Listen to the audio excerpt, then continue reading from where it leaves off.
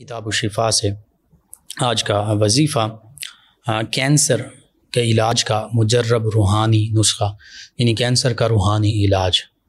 سب سے پہلا یہ ہے سورۃ القمر 27ویں پارے میں ہے، اس کی آیت مبارکہ 10، سورۃ القمر آیت مبارکہ 10 کا کثرت سے ورد کریں، اور اس آیت مبارکہ کو بطور دعا بھی پڑھا جا سکتا ہے، یعنی دعا میں بھی شامل کریں۔ انشاءاللہ اللہ تعالی کینسر کے موذی مرض سے شفا عطا فرمائے گا۔ آیت مبارکہ اور اس کا ترجمہ سماعت فرما لیں۔ اللہ سبحانہ وتعالی فرماتا فدعا ربہ انی مغلوب فانتصر، اپنے رب سے دعا کی کہ میں مغلوب ہوں، تو میرا بدلہ لے۔ تو یہ پڑھیے۔ اسی طرح دوسرا روحانی علاج کینسر کے یہ سورہ یونس، اس کی آیت مبارکہ 81 اور 82، سورہ یونس آیت مبارکہ 81 اور 82 کو اول آخر درود پاک پڑھ کر مریض پر دم کرنے سے کینسر کی بیماری سے انشاءاللہ شفا نصیب ہوگی۔ آیات بینات دونوں اور ان کا ترجمہ بھی سماعت فرما لیجئے۔ اللہ سبحانہ وتعالی فرماتا فلما القوا قال موسیٰ ما جئتم به السحر ان اللہ سیبطلہ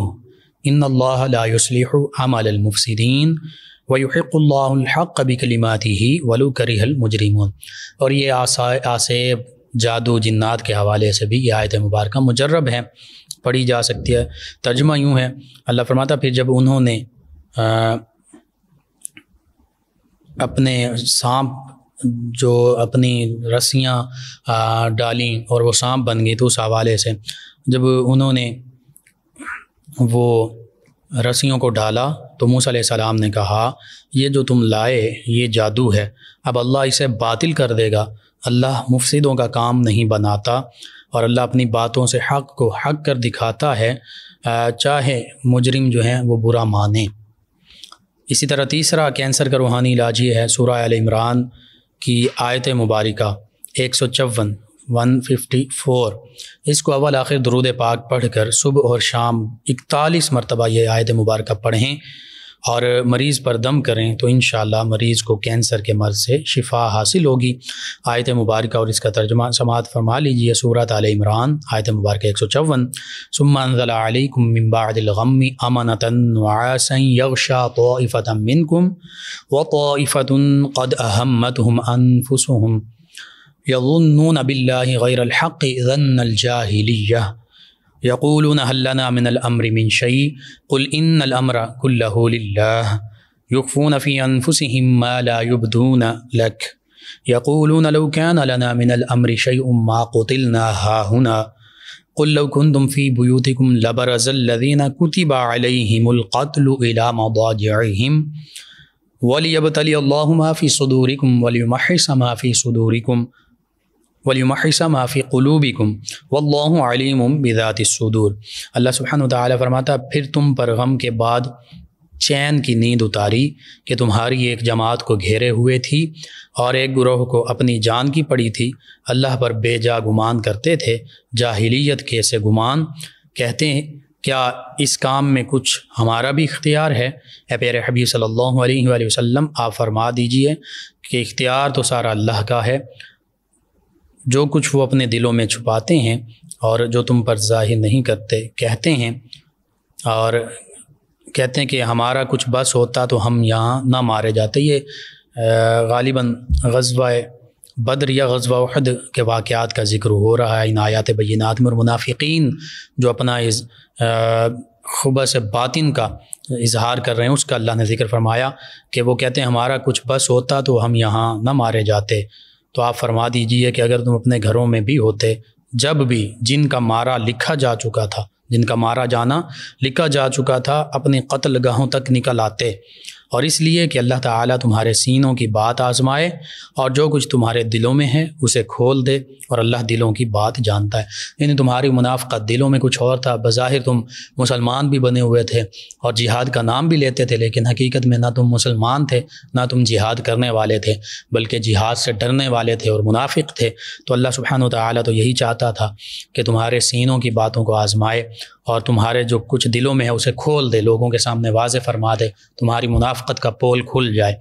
تو بس یہ آیت مبارکہ سورہ آل عمران کی 154، اس کو 41 مرتبہ پڑھیں اور پڑھ کر دم کریں، مریض پر پڑھ کر دم کر دیں، انشاءاللہ اللہ تعالیٰ شفا عطا فرمائے گا۔ چوتھا وظیفہ کینسر کا علاج روحانی، یہ ہے سورۃ الملک کی آیت مبارکہ 14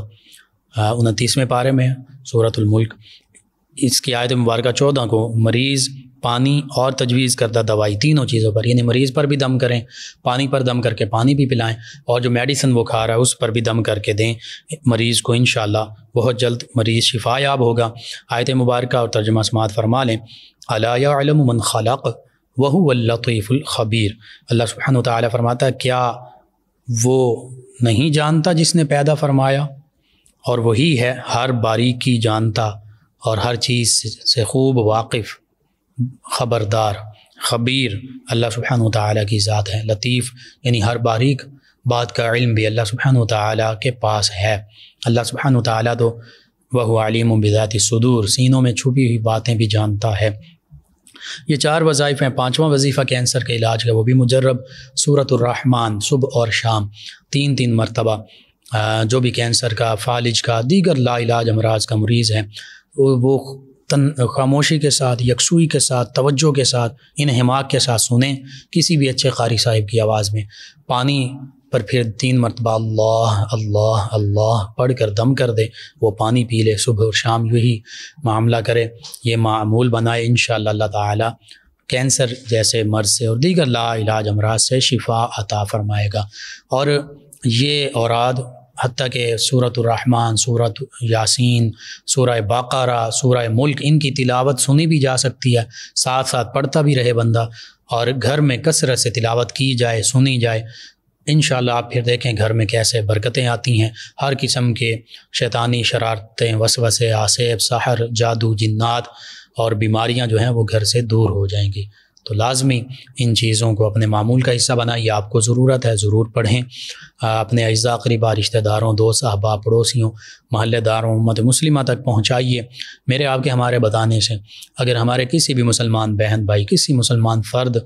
کو شفا نصیب ہوتی ہے، فائدہ ہوتا ہے، یہ ہمارے لیے بھی دین و دنیا آخرت میں بھلائی، فائدے اور نجات کا باعث ہوگا۔ اللہ سبحانہ و تعالیٰ سے یہ دعا ہے، اللہ تعالیٰ مجھے، آپ کو، ہم سب کو آسانیاں عطا فرمائے، آسانیاں تقسیم کرنے والا بنائے، آمین۔